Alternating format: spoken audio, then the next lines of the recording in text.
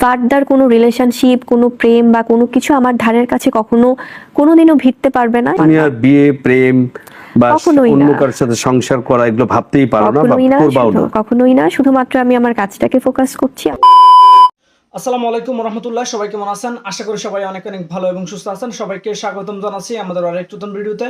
প্রতিদিনের মতো আমি আপনাদের রিয়াদ ফারুকী প্রিয় দর্শক চলে আসলাম আরেকটা নতুন ভিডিও নিয়ে। আজকের ভিডিও টাইটেল এবং থাম্বনেল দেখে সবাই বুঝতে পেরেছেন আজকে কি বিষয়টা নিয়ে কথা বলবো। আজকে যে বিষয়টা নিয়ে কথা বলবো খুবই গুরুত্বপূর্ণ একটা বিষয়। আপনারা জানেন গত বেশ কিছুদিন ধরে এই বিষয়টা নিয়ে সামাজিক যোগাযোগ মাধ্যম এক প্রকার তোলপাড় ধরতে গেলে। আপনারা জানেন ঢাকা সিনেমার অন্যতম জনপ্রিয় চিত্রনায়িকা শবনম ইয়াসমিন বুবলি এবং চিত্রনায়ক শরীফুর রাজের মধ্যে তাদের দুইজন নাকি বিয়ে করেছে, এমন একটা গুঞ্জন রীতিমতো সামাজিক যোগাযোগ মাধ্যমে তুলপাড়।